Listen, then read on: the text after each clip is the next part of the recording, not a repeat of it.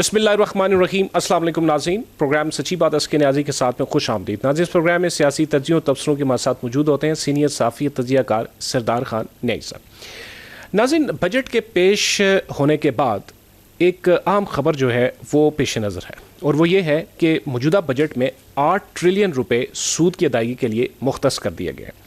ये तो खबर है, लेकिन इससे पहले आपको याद होगा कि जो कई वज़रा हैं या हुकूमत है वो ख़ुद ये कहती रही है कि हम 1 जनवरी 2028 से हम आइन के आर्टिकल 38F में तरमीम करते हुए मुल्क के मालियाती निज़ाम से सूद के मुकम्मल ख़ात्मे को आइनी तकाज़ा बनाया जाएगा, यानी सूद का ख़ात्मा किया जाएगा। अब सवाल ये पैदा होता है कि ये इतनी बड़ी रकम मुख्तस तो कर दी गई है, क्या ये 2028 के बाद ये चीज़ ग्राउंड पे हो सकती है, रियलिटी में आ सकती है या नहीं? ये बड़ा इंपॉर्टेंट टॉपिक है और उस पर बात करने की ज़रूरत है। आज आप अपने मेहमानों से हम इस पर ज़रूर बात करेंगे। दूसरा बड़ा इंपॉर्टेंट ये भी है कि बलूचिस्तान के हालात दिन ब दिन या रोज़ बरोज़ जो ख़राब हो रहे हैं। DGI-SPR ने एक प्रेस कॉन्फ्रेंस की है और उन्होंने ये कहा है कि ये जो 15 दहशतगर्द जहन्नम वासिल हुए हैं ज़ियारत में कम अज़ कम, और जो जवाबी कार्रवाई हुई है 54 दहशतगर्द भी मारे गए हैं।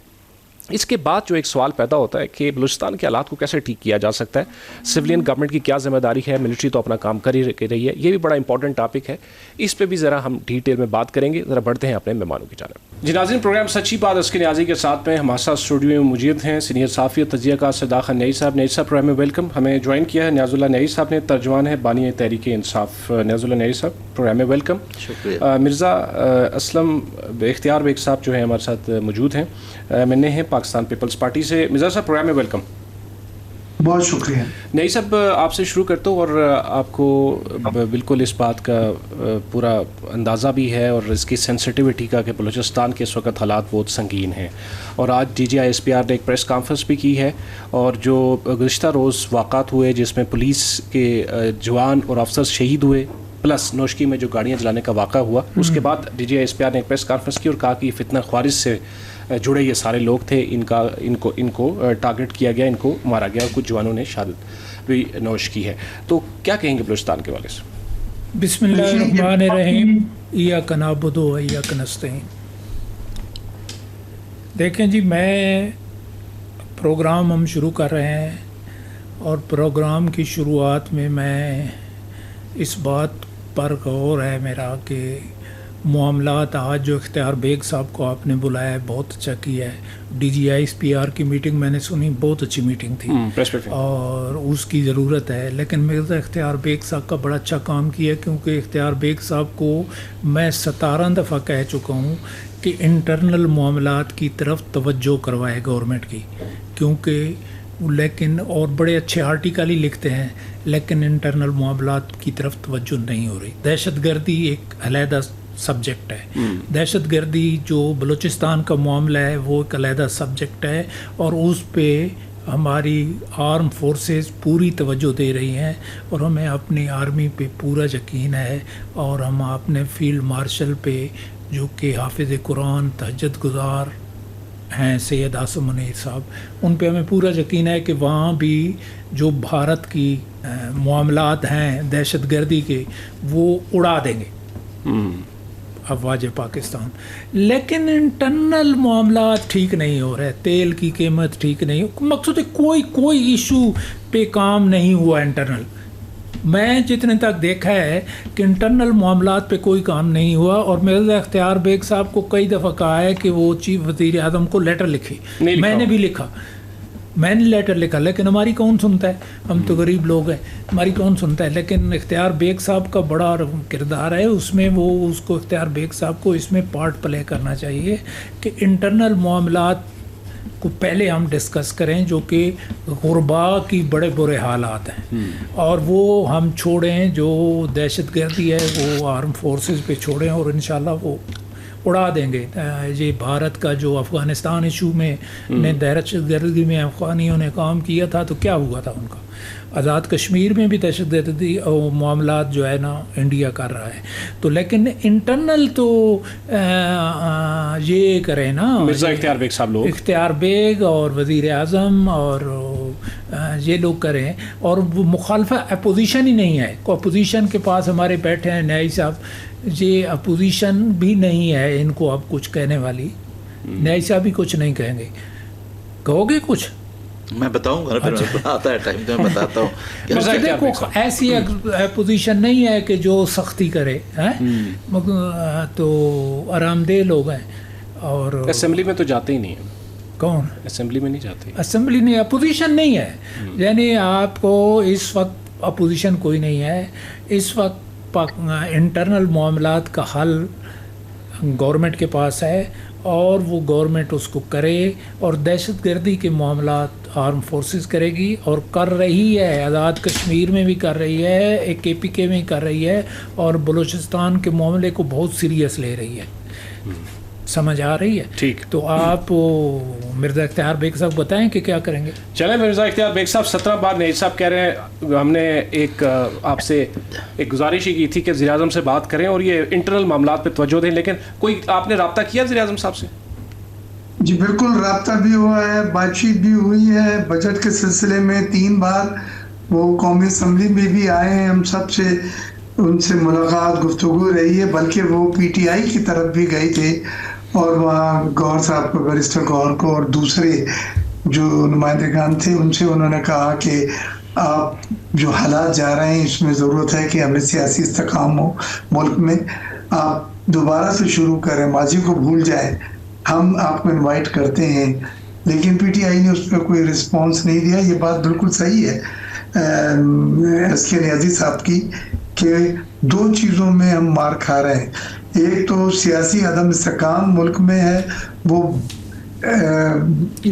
इस्तेकाम पैदा नहीं हो पा रहा है, और उसमें सियासी जमातों के अपने अलग एजेंडे हैं, जबकि इस वक्त एक एजेंडा होना चाहिए, और वो है नेशनल एजेंडा, कौमी सलामती का, नेशनल सिक्योरिटी का। आपने ये देखा कि जिस तरह से इंडिया प्रॉक्सी वॉर खेल रहा है, जिस तरह से अफगानिस्तान के लोग जिनको हमने सड़कों पे बिठाया है, आज वो ही हमारे दुश्मन हो गए हैं। लॉजिस्टिक सपोर्ट और जो भी चीज़ें बलूचिस्तान में हो रही हैं, कल का वाक़या जो दहशतगर्दों का था कि 15 दहशतगर्द जो उन्होंने हमला किया था, अल्लाह का शुक्र है, फौज पाकिस्तान को सलाम पेश करता हूँ कि उनको सबको मार दिया गया, लेकिन साथ में हमारे 7 पुलिस वाले जो है वो भी शहीद हुए। तो ज़ियारत का ये वाक़या एक आँख खोलने का वाक़या है, और DG SPR ने जो मैसेज दिया है कि हम एक एक को चुन चुन के बाहर फेंकेंगे, मैं उसकी तायीद करता हूँ। इनको आजमाने, वो दोबारा आजमाने की ज़रूरत नहीं है। इनको हमने बहुत मेज़बानी भी दिखाई, सराहों पे भी बिठाया, लेकिन इनके जो मुखलिसी और जो इनकी सिंसियरिटी थी वो रेसिप्रोकेट ये नहीं कर सके हमें। तो मैं समझता हूँ आज जो DG SPR ने एक स्टेटमेंट, पॉलिसी स्टेटमेंट दी है जो 3-4, वो बिल्कुल वक्त की ज़रूरत है, और मैं समझता हूँ वो एक बिल्कुल सही लाहे अमल है और सही हिकमत अमली है इन लोगों से निपटने के लिए। हमारे नहीं, लेकिन एक बात से मैं थोड़ा सा इख्तलाफ करूँगा जो आपने अभी की है कि सियासी इख्तलाफात तो हैं वो पीपल पार्टी और नून लीग के, और तो पार्टी है ही कोई नहीं।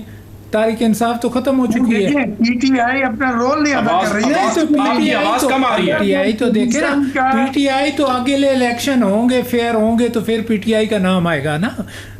नहीं, तो अभी भी उनके एक नंबर है, एक वक्त था 100 के करीब उनके पार्लियामेंटेरियन थे कौमी असम्बली में, उन्होंने अपनी स्ट्रेंथ को कभी इस्तेमाल नहीं किया। फिर उनके साथ जो अपोजिशन में दूसरी सियासी जमातें हैं, JUI वगैरह, उनको मिला के इन्होंने कभी कोई कोशिश नहीं की कि सियासी से काम पैदा हो सके। उनका तो 1 पॉइंट एजेंडा है कि बानी PTI की रिहाई, बानी भाई वो सही है आपका, लेकिन साथ साथ मुल्क को भी तो देखिए कि अभी जिस तरह से ईरान और US की वार हुई, जो रीजनल कॉन्फ्लिक्ट्स हुए, सिचुएशन हुई, तनाव पैदा हुआ, उसमें कोई रोल उसके बावजूद नहीं अदा किया गया।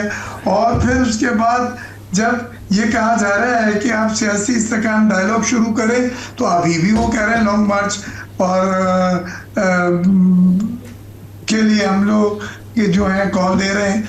तो ये सब चीज़ें वो हैं कि जो वक्त का तकाजा नहीं है। वक्त का तकाजा इस वक्त जो हमारे दुश्मन घात लगा लगा के हर जगह से जहाँ से भी वो घुस सकते हैं वो हमले कर रहे हैं, और अफवाज पाकिस्तान हर महाज पे उन्हें शिकस्त दे रही है, उन्हें मौत के घाट उतार रही है। अच्छा नहीं, अब चलिए आपकी तरफ आते हैं। अच्छा न्याज़ साहब, आप ज़रा बताएं, एक तो ये है कि आपकी जुमात नहीं है, ये कह रहे हैं, मतलब कि एक्टिविटी नहीं है ना उस तरह जी, और दूसरा ये है कि इमरान खान की राय के लिए आप लोग कोशिशें कर रहे हैं, असेंबली में आप लोग जाते नहीं हैं, अवाम की बात कर नहीं रहे, अपोजिशन दे नहीं रहे। असेंबली में क्यों नहीं जाते? बिस्मिल्लाहिर्रहमानिर्रहीम, इय्याका नअबुदु व इय्याका नस्तईन। वो थोड़ा सा पहले क्वेश्चन की तरफ भी आ जाएं, क्योंकि न्याई साहब भी बोले, अख्तियार बेग साहब भी, कि जब मुल्क के अंदर पॉलिटिकली इंस्टेबिलिटी हो, अदम इस्तेहकाम हो, सियासी अदम इस्तेहकाम हो, और उससे ज़्यादा न्याई साहब ने भी कहा है मुआशी बदहाली, मुआशी बदहाली तो अख्तियार बेग साहब को, और चलो हम तो अपोजिशन में हैं, आपकी जो दो जमातें मिलके बैठी हैं 3 साल से, और मैंडेट भी आपको दिया गया, और आपने जैसे न्याई साहब ने कहा भी तहरीक इंसाफ तो अभी नहीं आ रही, अगले इलेक्शन में आएगी, मैंडेट हमारा आपको 8 फरवरी को दिया गया, आपने 3 साल से क्या डिलीवर किया? आप पेट्रोल की कीमतों का देखें कि कितना एक हमें आवाम को फ़ायदा होना चाहिए था, आपने आवाम का तो खून निचोड़ लिया है, और आप अभी लोगों को कह रहे हैं जी 1 रुपये और 98 पैसा कीमत कम हो रही है, और लेवी में आप कितना पैसा ले चुके हैं पिछले 2 साल में, इस साल में। और हमारे ऊपर आ जाए, अगर हमारी बात करें, आप अपनी हुकूमत की रेट बताएं। इंडिया प्रॉक्सी वार लड़ रहा है, जैसे न्याई साहब ने कहा, आपने भी कहा कि बलूचिस्तान में प्रॉक्सी वार लड़ी जा रही है। आप बताएं 3 साल से आपकी हुकूमत की रेट क्या है? जब हमारी हुकूमत थी तो KPK के अंदर 2 साल में आप एक वाक़या टेररिज्म का बता दें कि कहीं भी ऐसे हालात हुए हो, आप अपनी बताएं। चलो अफवाज पाकिस्तान, हमारी तमाम फोर्सेस, हमारे इनोसेंट पीपल, कोलेटरल डैमेज हो रहा है, और वो सारा फोर्सेस संभाल रहे हैं, लेकिन आपसे ना मुआशी हालात संभाले जा रहे हैं, ना आप सियासी हालात संभाल चुके हैं, और ना समाजी हालात संभाल चुके हैं। आप तीनों जो ये हमारा एड्रेस करते हैं हमारे हालात को, तो कुछ भी नहीं संभाल सके। और हमारी बात करते हैं, हम क्या करें? आपने तो उस तरह किया कि हमसे रिजर्व सीट छीनी, रिकाउंटिंग में सीटें छीनी, अब हमें वहाँ जाके हमारे लोगों को सजाएं हो गई। अपोजिशन लीडर दोनों, उमर अजूब और शिबली जहाँ थे फारिग हो गए, आप हामिद रजा साहब जेल में बैठे हैं। हम आपके लिए क्या करें? आप कहते हैं इमरान खान की बात ना करें, तो हम किसकी बात करें? कैद तन्हाई, अख्तियार बेग साहब, कोई जुर्म जो है ना PPC में, उसमें 15 दिन की सज़ा होती है, और इमरान खान को तो कैद तन्हाई में सज़ा नहीं है। 7 महीने से आप मिलने नहीं देते। पाकिस्तान अवाम का वो लीडर है, पाकिस्तान की लार्जेस्ट पार्टी है, अगर हम उनसे मिलते तो हम भी अब मुल्क के जो हालात हैं, यही कहते हैं ना कि हम उनसे जाके सियासी रहनुमाई उसी तरह लेते जिस तरह आप जरदारी साहब से लेते, जिस तरह आप नवाज शरीफ पूरा एक ड्राइंग रूम सजा के बैठा होता, तमाम सियासतदान बैठे होते। तो मेरा ख्याल है कि आलमी सतह का वो लीडर है, वो सिर्फ सियासतदान ही नहीं, लीडर है। तो आपने तो उससे मुलाकात, उसकी बहनों की मुलाकात बंद कर रखी है। अगर हम अडयाला में बाहर जाते हैं तो आप कहते हैं जी इंतशारी टोला है, ये क्यों आ गए? हमने कहा एक बहन की मुलाकात कराएं, 2 बहनों की मुलाकात करा दें, एक वकील की करा दें, और उसका जो राइट है, फंडामेंटल राइट है, आप उसको हॉस्पिटल में जगह दे दें। हॉस्पिटल वो एडमिट होना चाहते हैं, अगर उनकी आँख ख़राब है, सेहत ख़राब है, वो भी नहीं कर रहे, तो आप किसकी बात करें? अपोजिशन ने तो बजट में हर चीज़ पे बोला है। अब आप लोगों को जो इस बजट में महंगाई मिली है, और जिस तरीके पेट्रोल चढ़ता है तो पूरी मसनूआत महंगी हो जाती हैं। तो हम अपना पोजीशन का रोल अदा कर रहे हैं, और असम्बली के अंदर भी हमने किया। हम आवाम के लिए इस वजह से बोलते हैं कि हमारे पास आवाम का मैंडेट है, आपके पास मैंडेट नहीं है। आपको आवाम के ऊपर कोई दर्द ही नहीं आता, क्योंकि आवाम का दर्द उसको होगा। नहीं, मिर्जा इख्तियार बेग साहब आवाम की मैंडेट से MNA नहीं बने जी, वो तो हर किसी को पता है कि फॉर्म 47 पे किस तरीके से MNA बने। अच्छा, नहीं, 47 नहीं, मिर्जा इख्तियार बेग साहब जेन्युइन बने, ठीक आदमी है। मैं ठीक की बात नहीं कह रहा, मैं कि मिर्जा इख्तियार बेग की बात नहीं कह रहा, मैं ये कह रहा हूँ कि 9 फरवरी को हम 209 सीटों पे जीत रहे थे, ठीक है। तो हमारा मैंडेट उधर 9 फरवरी को क्या हुआ? कभी ऐसा रिजल्ट नहीं आया कि एक दफ़ा रिजल्ट आपके इसी मीडिया ने इस्लामाबाद की सीट का रोज़ चैनल ने भी दिखाया, लेकिन सुबह हम हार चुके थे। अच्छा चले, वो तो खैर बात हो गई है। मिर्जा इख्तियार बेग साहब, ये दोबारा अगर बात हम शुरू करें, दोबारा जड़ पे आ जाती है कि आप लोगों की हुकूमत जो है वो लेजिटिमेट नहीं है। लेकिन आपको पता है कि बड़ी ज़बरदस्त बात की प्राइम मिनिस्टर ऑफ पाकिस्तान ने इस प्रोग्राम में डिस्कस हुई असेंबली में कि प्राइम मिनिस्टर साहब जब अपोजिशन बेंचेस पे गए तो जाके उन पर जब वोटिंग हुई तो उन्होंने कहा कि जी मुझ पे तनकीद करने वाले ये सोच लें कि अगर 2018 की हुकूमत जो है वो बक्सों से बनी है, लेजिटिमेट थी, तो फिर मेरी हुकूमत भी लेजिटिमेट है। तो वो तो मैं कई दफ़ा कह चुका हूँ, 70 से लेके आज तक एक फेयर इलेक्शन नहीं हुआ। न्यायी साहब तो कह रहे हैं ना कि सिर्फ बस अपना 2018 याद नहीं है। मैं आपको बताता हूँ कि मैं आपको से बताता हूँ, आप 2024 का इलेक्शन है, उसकी मिसाल कहीं भी नहीं मिलती कि आपके प्रेसिडेंट ऑफिसर ने सुन तो मेरे अख्तियार बेग साहब बात सुने, जो बात सही है वो क्लिप देख लें, जो सारे अदारों के सरबराहान ने ये मेरी बात मानी प्रोग्राम में, जो बात सही है उसको डिस्कस ही ना करें कि 70 से लेके आज तक कोई फेयर इलेक्शन नहीं हुआ। कि हम आज तक पाकिस्तान के अवाम को एक फ्री और फेयर इलेक्शन नहीं दे पाए, ये सबक हासिल कर लें। आप ये कहते हैं, मैं हमेशा ये कहता हूँ, ये मैं गलत कह रहा हूँ, मैं क्या गलत कह रहा हूँ? ठीक है। तो फिर अब अगला इलेक्शन ये कौम तहैया कर ले, नेशनल असम्बली ही तहैया कर ले कि हम इस मुल्क के इलेक्शन फ्री और फेयर होंगे, इसका निज़ाम बना लें। बहुत आसानी से आप एक बेहतरीन इलेक्शन का निज़ाम मुल्क को दे सकते हैं, जिस पर कोई उंगली नहीं उठा पाएगा, तो आप क्यों नहीं करते? तो इसका मकसद है ना पीपल पार्टी ने वो निज़ाम दिया, ना नूर लीग ने दिया, ना तारीक इंसाफ ने। जी बिल्कुल बिल्कुल। तो फिर आगे किस पर? आज भी वक्त है, ये कर लें, इस पर फैसला कर लें। मैं आपको इस्लाहत बता दूं हैं क्या उनकी तो कोई ताल्लुक आज के पाकिस्तान से नहीं है। हाँ। उनका कोई ताल्लुक इस मुल्क में महंगाई से नहीं है। वो होती रहेंगी, 2 साल पड़े हुए, कर लें यार, आप खुद कर लें, हमें कोई इतराज़ नहीं है, कर लें। बात यह है, मुल्क के मसाइल की बात कौन करेगा? मईशत कहाँ जा रही है? नहीं तो वो एक टॉक शुरू हुई है, उस पर मेरे भाई टॉक खत्म हो गई है, असेंबली में बिल नए शुरू, बस बात खत्म हो गई। ये असेंबली के मामलात हैं, ये टॉक शोज़ के मामलात नहीं है। जिस बात का वज़ीरों को इल्म ना हो उस पर बात नहीं करनी चाहिए। ये इलेक्टोरल इस्लाहत करनी है, असेंबली में हुकूमत अपना ज़ेन ले आए, क्योंकि 2017 में इस्लाहत हो चुकी हैं। 2017 में 15 में तमाम जमातें बैठी थीं, 2 साल कार्रवाई होती रही, 100 से ज़ायद मीटिंग्स हुई, जॉइंट एतमाद के साथ इलेक्टोरल इस्लाहत हुई, और फिर 2018 का इलेक्शन हुआ, चोरी हो गया। तो इलेक्शन चोरी रोकने का सिर्फ एक रास्ता है कि मुल्क को आइन के मुताबिक चलाएं। ये सारी बात है। अगर आप ये नहीं कर सकेंगे, आप जो मर्जी इस्लाहत करना चाहते हैं कर लें, कोई बात नहीं है, बिल नया असेंबली में बात आगे चलेगी। एक बुनियाद डाली जाए फ्री एंड फेयर इलेक्शंस की, और जो कहते हैं जी कि 71 में जो इलेक्शन हुए थे वो एक ही दफ़ा हुए और वो बड़े फेयर थे, वो भी फेयर नहीं थे। पैसे मुख्तलिफ जमातों को भी दिए गए, मुख्तलिफ लोगों को भी दिए गए थे उस वक़्त भी। रियासत में जो अदारे मैटर करते हैं उनसे अपील होनी चाहिए कि एक दफ़ा इलेक्शन फेयर एंड फ्री करा दें। वो एक इब्तिदा होगी बहुत सारी इस्लाहात की और पाकिस्तान को सही ट्रैक पर रखने की। तो ये मैं समझता हूँ कि वो पाकिस्तान के मौसन होंगे जो इस सिलसिले में अपना रोल अदा करें। आप तो बात इस्लाहात की नहीं है, बात कानून आज भी मौजूद है, कॉन्स्टिट्यूशनल प्रोविजंस आज भी मौजूद है। बात यह है कि जो सहूलतकार है ना, वो सबमिसिव हों कॉन्स्टिट्यूशन को, वो सबमिसिव हों to the election commission of Pakistan. अगर तीनों पार्टियां ये तहैया कर लें कि हमने कोई सहूलतकारी नहीं बर्दाश्त करनी, तो सहूलतकार आएंगे ही नहीं। हम जब सहूलतकारों का हम सहारा लेते हैं तो सहूलतकार आते हैं। बिल्कुल आपने दुरुस्त कहा, इसमें कोई शक नहीं। कि जो पिछले इलेक्शन हुए हैं इससे पहले 18 से पहले, वो उस पर भी क्वेश्चन मार्क हैं, उस पर भी बात होती है कि वो भी ट्रांसपेरेंट नहीं थे। लेकिन ये इलेक्शन की जो डिग्री है वो कहीं ज़्यादा थी, मेरा जो ख्याल है, क्योंकि मैंने सारे इलेक्शन लड़े हैं।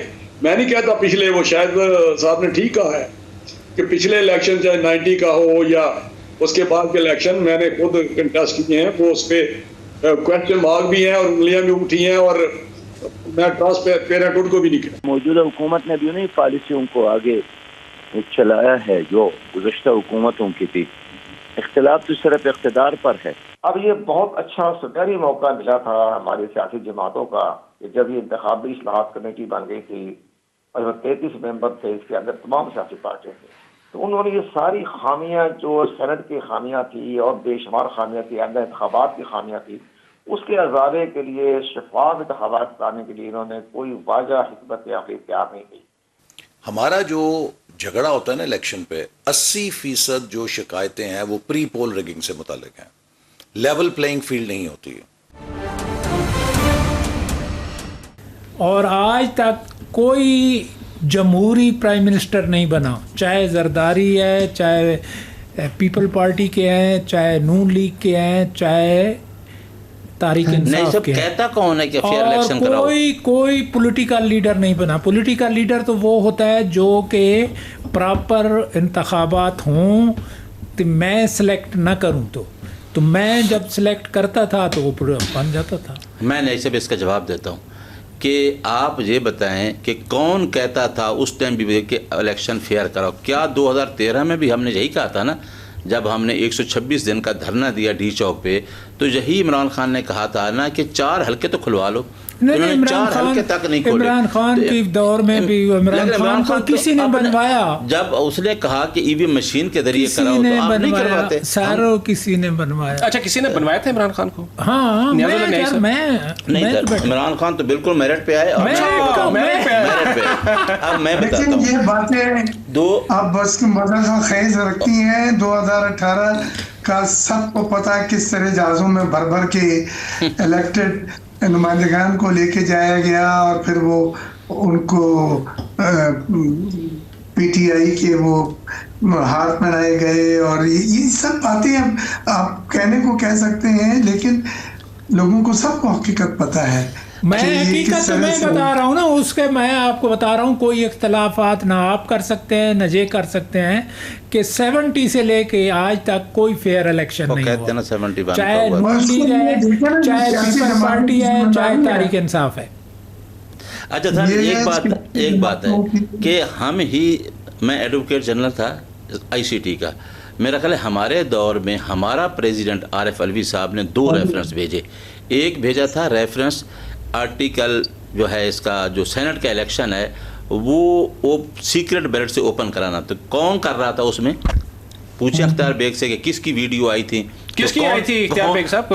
कौन वो इलेक्शन में लोगों को खरीदा? हम कहते थे कि इस इलेक्शन में खरीदारी होती है। आपको याद है कि इमरान खान ने KPK में अपने लोगों की जब वीडियो सामने आई तो इमरान खान ने कहा कि मुझे दुख हुआ है कि मेरी पुरानी वर्कर थी जो शुरू से साथ थी, उनको इमरान खान ने निकाला, लेकिन फिर भी हुकूमत भी बनी। तो हम तो उस टाइम भी कहते थे, फिर हमने कहा कि इलेक्शन EVM मशीन के जरिए कराओ, लेकिन इस पर नहीं आता बायोमेट्रिक पे। बजाय नियाजी साहब, इन्हें टैक्स रिफॉर्म्स पे कंसंट्रेशन करनी चाहिए कि भाई आइंदा इलेक्शन हो, सॉरी इलेक्शन रिफॉर्म्स पे इन्हें जोर देना चाहिए कि नेक्स्ट इलेक्शन जो हो वो उन रिफॉर्म्स के बाद हो जहां हर चीज प्लग इन कर दी जाए, एक वाज़ेह लाए अमल तय हो जाए जिसके तहत इलेक्शन कराई जाए जो तमाम सियासी जमातों को कबूल हो। ये चीजें हैं जो विजनरी लीडर इलेक्शन की डिमांड दें जो कम से कम 70 ईयर्स में नहीं हुआ, तो अब शायद ठीक हो जाए। एग्जैक्टली। नहीं सब तो फिर अख्तियार साहब जो है उसको सील करें जहां से ब्लीडिंग होती है। ये लीडरों का काम है। या 70 से नहीं हुए तो आइंदा भी आप 20 साल ऐसा चलता रहेगा? नहीं, तो ये जरूरत है इन सियासी जमातों की। हम तो कहते हैं आप तो पार्लियामेंटेरियन पे बात करें, इस्लाह पे, इलेक्शन। बड़ी अच्छी बात आप कर रहे हैं कि अगले इलेक्शन को फेयर करने की मेहनत करनी चाहिए। अरे अख्तियार बेग साहब, अगर एक कॉन्स्टिट्यूशनल अदारा है वो क्यों नहीं आज़ादी से इलेक्शन कराता? इलेक्शन कमीशन ऑफ पाकिस्तान वो तो आईनी अदारा है ना। वो अच्छा है ना, उस पे आपको एतराज़ात है। अच्छा एक मिनट ना, इलेक्शन रिफॉर्म्स में एड्रेस किए जा सकते हैं। आइंदे के लिए ये होल जो है प्लग कर सकते हैं, आप बंद कर सकते हैं। एक ऐसा निजाम पे मुत्तफक हो सकते हैं जो तमाम सियासी जमातों को, जिसके तहत इलेक्शन जो है कबूल मौजूद है। तो ये बात खत्म करनी पड़ेगी सर। 218 अच्छा, अगर ये शफाफ इलेक्शन हो गए तो आपकी बारी नहीं आनी। मैं आपको हाँ बिल्कुल, अब तो अदील साहब ने हमारी बात कर दी है ना, पहले तो नहीं की। भैया मैंने पहले भी जगह से इलेक्शन लड़ा है, फिर आनी इमरान खान की बारी है। इससे ज्यादा वोट थे, आप गूगल कर लीजिए, चेक कर ले उसको। तो वो आप रहने दें। इस वक्त हम प्रोफेशनल बात कर रहे हैं कि ये सब बातों को देखते हुए जो न्याजी साहब ने कहा कि 70 से फेयर इलेक्शन नहीं हुआ, तो आप रिफॉर्म्स की ये तो वक्त आ गया है बात करके एक तो रिफॉर्म कौन करेगा? रिफॉर्म तो आप गवर्नमेंट के जमातें बैठ के इत्तेफाक करके उस निजाम पे इत्तेफाक करेंगी। तो सियासी जमात ये तो तारीख इंसाफ तो खत्म हो चुकी है ना, क्योंकि उसकी मुलाकात आप करने नहीं देते, तो वो इनको लीडर जितने सियासी जमातें नहीं, वो लीडर इनको मिलेगा तो को बताएगा ना। लीडर की तो मुलाकात आपने बंद करा दी है। लीडर में रास्ते में है, मैसेज जा रहे हैं, मैसेज आ रहे हैं, ऐसी बात नहीं है, लेकिन अदालतें हैं, वहाँ जाए। अगर अदालतों में भी गए मुलाकात की इजाजत नहीं देते, कंटेम्प्ट में आप जा सकते हैं। हर चीज आपके पास बेहतरीन वकील है, वकीलों को इस्तेमाल करें। वो सुप्रीम कोर्ट में अटॉर्नी जनरल थे, ये अपना न्यायी साहब जो है अटॉर्नी जनरल थे, एडवोकेट जनरल थे। अख्तियार साहब, हम ये कहते हैं कि आर्टिकल 218(3) ये कहता है जो which is mandated by the constitution के election commission of Pakistan free fair election कराए और करप्शन से पाक हूँ। लेकिन वो नई वाली बात है कि 70 से करप्शन से पाक ना करें, करप्शन से अदारों को गाली न दें। ये गाल है तो नहीं, मैं कह रहा हूँ करप्शन से पाक हूँ। आप ये कहें करप्शन कम करें, पाक न करें, करप्शन कम करें। मैं आपको बताऊं, ठीक है, मैं आपको बताऊं, मेरी बात सुने। इमरान खान, आप ही बनीगाला में रहते हैं, इमरान खान बनीगाला पहाड़ी पे रहता है जी, आप भी रहते हैं नहीं सर? मैं भी रहता हूँ। शमलात पे उसने बनाई हुई है कोठी। नहीं साहब, अब वो क्वेश्चन लंबा हो जाएगा। अच्छा, मैं जवाब दूंगा तो मैं अर्ज करूं, जब मैं कितना हिसाब आप लोगों ने इमरान खान के साथ जाता था, इमरान खान की इंडस्ट्री है, ने कहा था, अच्छा मुझे इमरान खान की इंडस्ट्रियां गिना दें जिस तरह इनकी हैं, शुगर मिलिंग बता दें। इमरान खान ने आपको कैंसर हॉस्पिटल बना के दिया। इमरान खान को आपके इलाके में मियाँ वाली में नमल यूनिवर्सिटी बना दी, जहाँ मियाँ वाली एक बिल्कुल बैकवर्ड एरिया है, वहाँ से हमारी बच्चियाँ पढ़ती हैं। डॉक्टर कदीर खान है और मैंने यूनिवर्सिटी बनाई है। जो सर बस अब वो कहाँ एफिलेटेड है? वो अपना मियाँ वाली के आगे नहीं, एफिलेटेड किसके साथ है? लंदन में? लंदन में नहीं एफिलिएशन की बात कर रहा हूँ। नहीं सर, ब्रेडफोर्ड से एफिलेटेड है और वो बनाई है उसने। और मियाँ वाली के लिए वो तोहफा है, जहाँ से नवाब अफकाराबाग भी थे, रोखड़ी साहब भी थे, कितने लोग थे। लेकिन इमरान खान ने जो काम किए हैं, कैंसर हॉस्पिटल हो गया, नमल हो गया, आपको जो सेहत कार्ड दे के गया है, यही लोग आपके जो आपके दूसरी पार्टी से लोग यकीन करो मेरे सामने तारीफें की हैं। उसने एक्सपोर्ट जो किया अपने टाइम पे कोरोना जैसे हालात में किया है, मुल्क को चलाया। आप इनसे मुल्क ही नहीं चल रहा है, 2 दफा हुकूमत दी गई है। तीनों की गवर्नमेंट में जो है करप्शन बड़ी है, कम नहीं हुई। और वो जो है ना, जो आपने बात की आप दोनों ने, अदील साहब और वो इमरान खान के इलेक्शन पे कहका लगाया, इमरान खान का अब तो बता दें चफियाती कि इमरान खान के साथ इस टाइम कितने लोग हैं? नहीं, अभी बहुत होंगे। हाँ, अभी इलेक्शन क्योंकि वो इन्होंने खुद मेहनत की है उसको अंदर करके अवाम को उसकी खैर खाई के लिए, वो तो इनकी खुद मेहनत है। नाज़रीन, छोटा सा वक्फा लेते हैं, वक्फे बाद आएंगे, प्रोग्राम का सिलसिला जारी रहेगा।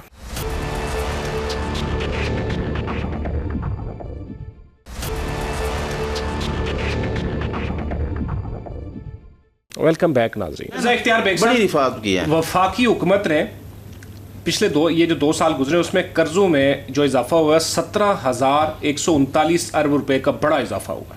ये कर्जे ये वफाकी हुकूमत ले रही है। अब आप देख लें कि इंडस्ट्री लग नहीं रही यहाँ पे। ये हम यही बात यही सब बिल्कुल जेन्युइन और वैलिड है कि इन्वेस्टमेंट आ नहीं रही, जो कोई पैसा लाता है उसको दबा दिया जाता है। हाँ, उसे पैसा बिल्कुल लोग लाना चाहते हैं, लोग लाना चाहते हैं और 20% नीचे आ गई है। हाँ, लोग लाना चाहते हैं पैसा, क्योंकि दुबई, सऊदी अरब। इस बजट में एसके नियाजी साहब इस बजट पे फ्लोर है, रिकॉर्ड पर है। मैंने कहा कि वो पाकिस्तानी जो मुल्क के हालात की वजह से, अमन अमान की वजह से या कोई भी वजह से जो पैसे बाहर ले गए थे, उनको वापस लाने का इस बजट में मौका दिया जाए। ये आपने मुझे कहा था कि मैं लेटर लिखूंगा, नहीं लिखा होगा? हाँ, लिखा, बिल्कुल लिखा। तो कापी आपने मुझे नहीं भेजी, कापी मुझे नहीं भेजी।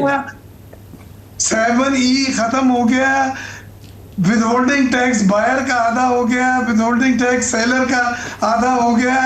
ये तमाम चीजें आरडी अकाउंट कंपनियों को अलाउ कराए। ये सब पैसे को लाने के लिए वापस जो मेरी तजवीज थी उसी के ऊपर ये मराद दी गए, लोगों को फैसिलिटी दें जो बाहर से पैसा लाएं और बाहर से लोग पैसा लाना चाहते हैं। चाहे मैंने तो ये आपको अर्ज की थी कि चाहे बिलावल है, जरदारी है साहब हैं, चाहे नवाज शरीफ साहब हैं, इमरान साहब हैं, या कोई भी है, मकसूद उनका भी अगर पैसा बाहर से आता है तो उनको एनकरेज करें। इसका जवाब बिल्कुल, ये पॉजिटिव सोच है आपकी, और मैंने कहा दरवाजा खोले इस पैसों को आने के लिए। मैं इसका जवाब देना चाहता हूँ कि इनको मौका मिलता है ना तो ये पैसा बाहर ले जाते हैं, ले गए ना तो आप वापस लाए इनके जो लीडरान है वो सारे वापस लाने के लिए फैसिलिटी दें ना। बड़ी हौसला अफजा पेशरफ्त हुई है। ये जो रियल एस्टेट सेक्टर को, कंस्ट्रक्शन के सेक्टर को जो मराद दी इस बजट में, कराची में रियल एस्टेट की वैल्यू 40% बढ़ गई है, 35% बढ़ गई। नहीं तो कराची ने सुने ना, कराची में जो नैब ने एक गुज़िश्ता रोज वो एक बड़ा प्लाजा है उधर बैरियर टाउन का, बैरियर टाउन, हाँ, तो उसको भी आपको पता है उसका जो एक टावर्स है 3-4 वो अपने कब्जे में ले लिए। तो इस तो ये क्या हुआ, मतलब क्या वजह थी? देखिए रियाज मलिक साहब का वो प्रोजेक्ट था और वो डिफॉल्ट हुए हैं, और डिफॉल्ट के तहत उनकी जितने असासाजात हैं उनको कन्फेस किया जा रहा है, और नैब ने उसी उसूल के तहत ये आइकॉन टावर है जो क्लिफ्टन में अब्दुल्ला शाह गाजी मज़ार के साथ मिला हुआ है, ये इनका एक बहुत बड़ा प्रोजेक्ट था जिसको नैब ने जो है उसकी कस्टडी उसको अपने रिपोजेस किया है। तो क्यों मिर्जा इख्तियार भाई साहब, क्यों जमीन जो है सरकारी जमीन क्यों दे दी थी मलिक रियाज को? देखिए नाजायज तरीके से ली तो अब सामने आ गया ना, अब सिलेंडर करनी पड़ रही है, तो वो जो भी कोई करे हम तो उसके फेवर में नहीं है, उसके मुखालिफ हैं। और नहीं, आप हमेशा सही बात करते हैं। ये पहली बात हमारी हुई थी आपसे कि ये सरकारी ज़मीन पे जो उसने पूरी बैरियर टाउन बना दी है, बड़ी ज्यादती की है। देखिए बैरियर टाउन एक अलहदा है, वो तो बहुत बड़ा प्रोजेक्ट है, डिफेंस फेज 9 के साथ मुकाबला था। अब वो बैरियर टाउन में इन्होंने कुछ ज़मीनें अनऑथराइज ली थी, वो सिलेंडर करनी, और जो ली थी कुछ की पेमेंटें देनी थी, वो वादा किया था सुप्रीम कोर्ट में, वो ये नहीं कर सके और वो डिफ़ॉल्ट हुए, और उस डिफ़ॉल्ट की वजह से ये तमाम असासाजात, बैरियर टाउन भी है उसमें, आइकॉन टावर भी है, और दूसरे वो रिपोजेस कर लिए गए हैं। और ये भी जो आप पूछ रहे थे ये भी उसी सिलसिले की एक कड़ी है, और इसमें नैब बड़ा एक कुछ अमेंडमेंट भी लाना चाह रहा है जिसके तहत अगर कुछ छूट थी तो वो ख़त्म की जाए उन लोगों को जिन्होंने इस तरह से करप्शन और इस तरह से पैसों को मिस अप्रोप्रिएट किया है।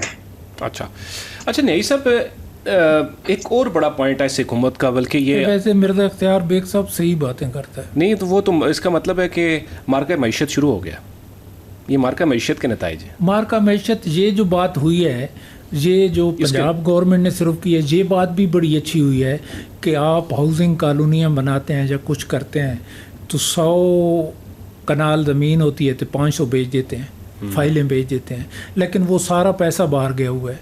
और ये अब मलिक रियाज ने वहाँ दुबई में एक टाउन बनाना शुरू कर दिया, वो सारा लोगों ने पैसा उधर भेज दिया, बिलियंस लोगों ने पैसा बाहर भेज दिया।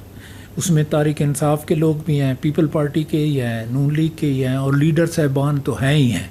नहीं तो फिर ये हुकूमत क्या कर रही है, मतलब ये किस तरह इसका एहसास नहीं कैसे लगी हुई हुकूमत लगी हुई तवज्जो है, ये इस तरह के लोग भी हैं, मिर्जा इख्तियार बेग जैसे लोग भी हैं, ये बड़ी बिल्कुल सही बातें करता है। इसको उनको मैंने कहा था रिक्वेस्ट करें कि इंटरनल सिस्टम पैसा जो है ना लोग लाएं और उनको लेटर लिखा है उसी पे हुआ है। हाँ अच्छा मैंने भी लिखा है। और थोड़ा सा ऐड कर दूं कि ये न्याई साहब की बात को और बिरदा अख्तियार साहब की, ये हाथ डलना चाहिए। आपका जो लैंड माफिया है उन्होंने, आज मैं सुप्रीम कोर्ट था कि एक केस में जज साहबान ने खुद कहा है कि भाई ज़मीन होती है रेलवे की या स्टेट लैंड होती है, स्टेट लैंड दो पार्टियां आपस में केस करके वो डिग्री करा लेती हैं और स्टेट को पता ही नहीं, स्टेट सोई होती है।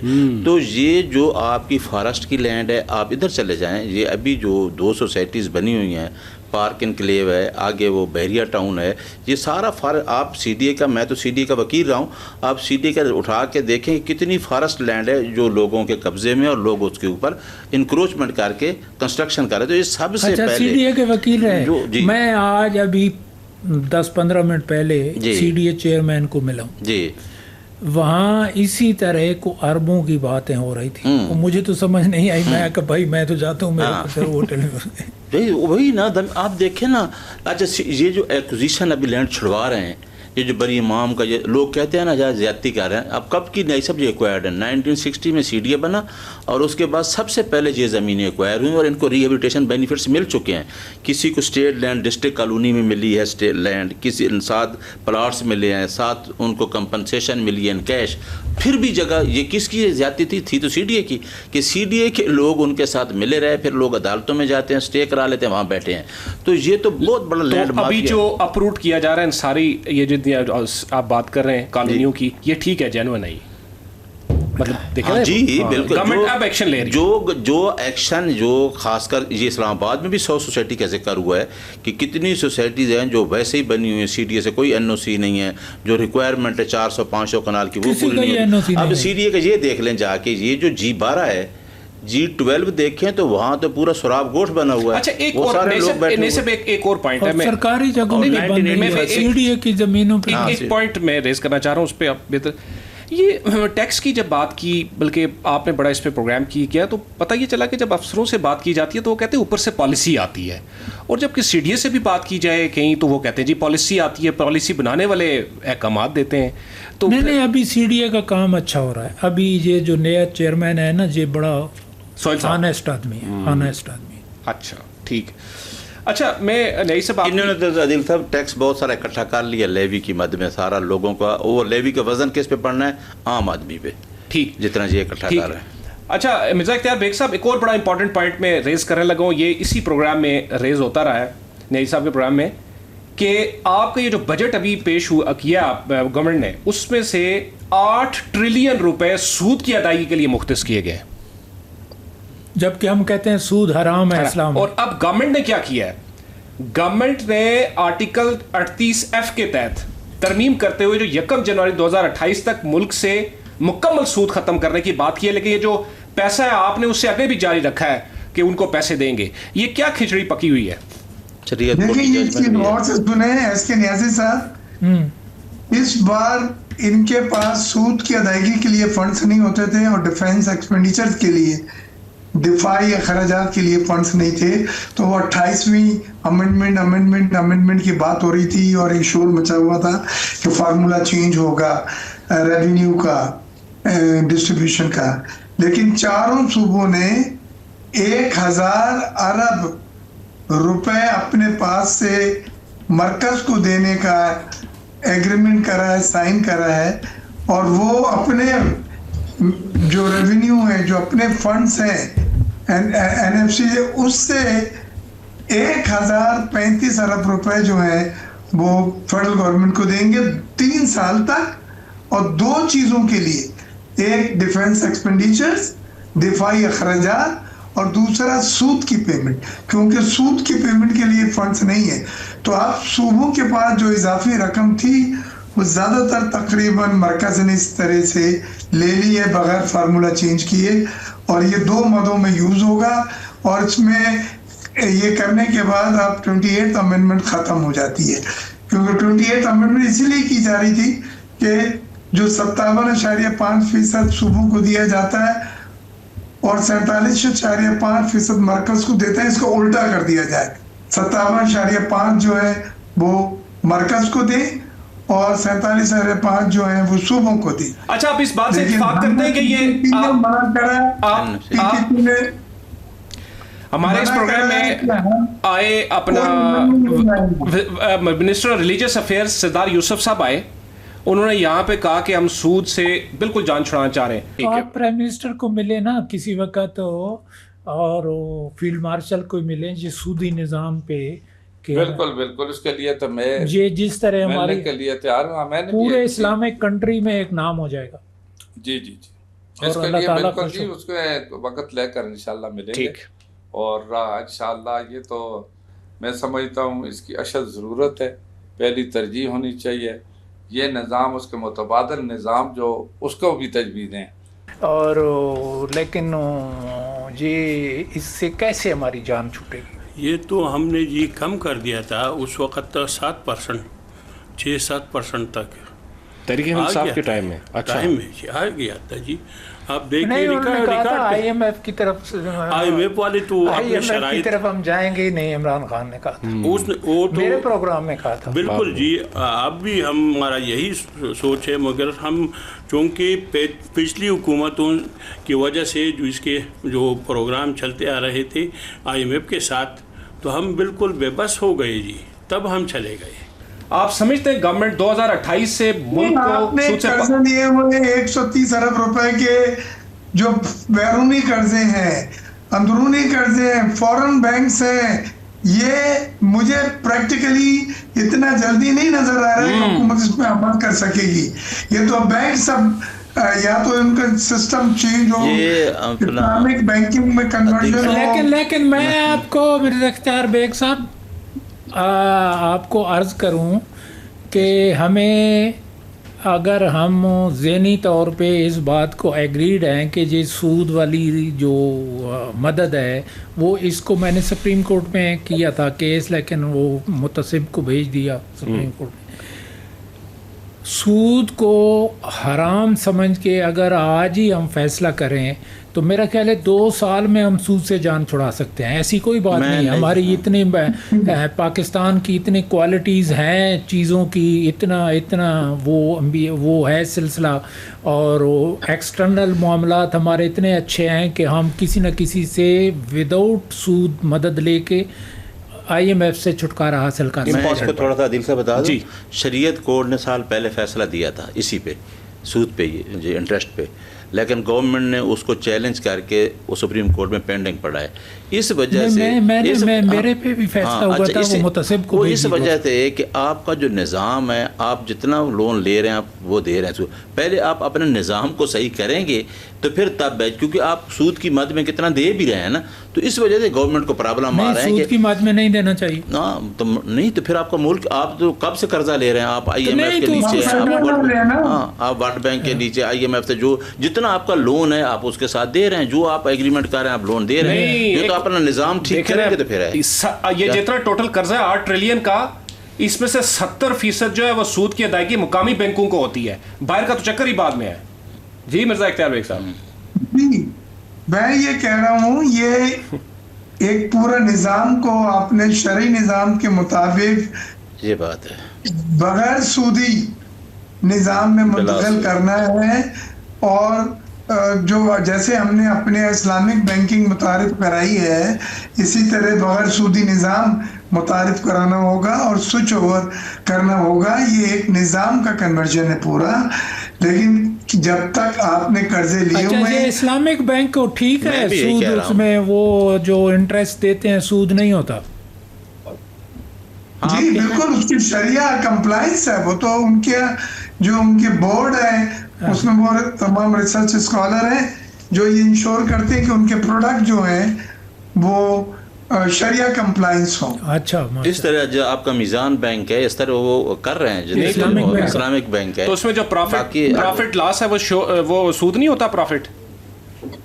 देखिए, कोई भी चीज फिक्स जो दी जाएगी वो सूद है, और कोई भी चीज वो इस तरह से बनाई जाए कि जो फिक्स ना हो, जो फिक्स ना हो, गारंटेड ना हो, उस पर जजमेंट है, तो सारे उसको दिया हुआ, वो जजमेंट है पर उसमें सारी चीज़ें सूद के बारे में ठीक है, लेकिन वो जितने तक आप अपना इंटरनल निज़ाम ठीक नहीं करेंगे, आप इधर ठीक कर दें, आप फिर बाहर कैसे चलेंगे? बैंक भी उन्हीं से चल रहे हैं ना, बैंक का सारी जो लोनिंग होती है पीछे स्टेट बैंक कवर करता है और सारा कुछ उस तरह ही होता है, लेकिन आपको अपना इंटरनल ठीक करना पड़ेगा सिस्टम, तब आप जाके खड़े होंगे। इंटरनल तो मैं ये पूरा निज़ाम करने के लिए एसके नियाज़ी साहब, जी मैं मेरे टेक्सटाइल मिल्स, बड़ी बड़ी इंडस्ट्रीज डेनिम की अरबों रुपए बैंकों के लोन थे।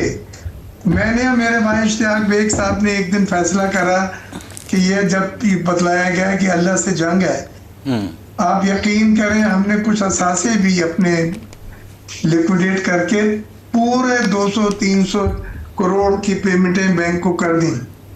आज मैं वैलियम के बगैर सोता हूँ, उस वक्त वैलियम खाता था तो मैं करवटें लेता था, नींद नहीं आती थी।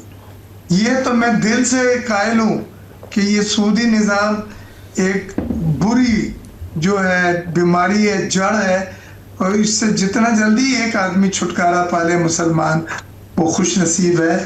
हमने पाया है, आज मैं कोई सूदी निज़ाम से डील नहीं कर रहा हूँ। मैं मिर्ज़ा इख्तियार बेग साहब बताऊँ, मुझे अल्लाह ने बड़ा कुछ दिया हुआ है और मैं आज तक सूद पे, आज तक जो है 1 रुपया सूद पे बैंक में इंटरेस्ट पे नहीं लिया। बहुत अच्छा। 1 रुपया और ना लेने की तवक्को है और ना लेंगे इंशाल्लाह।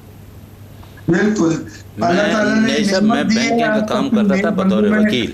बैंक जो लोन देता है ना, तो मैंने IDBP 10 के 12 बैंकों के मैं पैनल पे था। तो जिस तरह वो कह रहे हैं ना, तो ये तो अल्लाह क्यों कहता है कि मेरी जंग है उसके साथ, तो ये तो यकीन करें कि सूद आपको खा जाता है।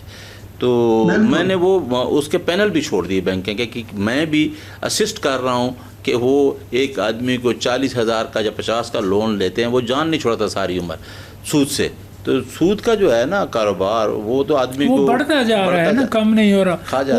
उसने आपके जो प्रेसिडेंट हैं आमिर साहब, उसने इमरान खान साहब, उन्होंने कहा था जी बिल्कुल जो है हम IMF से बिल्कुल नहीं करेंगे। सब इस तरह जल्दी जान नहीं छूटती ना। नहीं, लेकिन उन्होंने कहा फिर नहीं किया। पुराने एग्रीमेंट हैं, उनसे निकलना होगा। पुराने एग्रीमेंट आप रातों रात नहीं बदल सकते, लेकिन बदलने का सोचे तो सही। हम 25 साल हो गए हम ये बात कर रहे हैं, तो बदलने का कुछ सोचे तो सही है ना। सोच ही नहीं है, शुरू ही नहीं है, स्टार्ट ही नहीं है।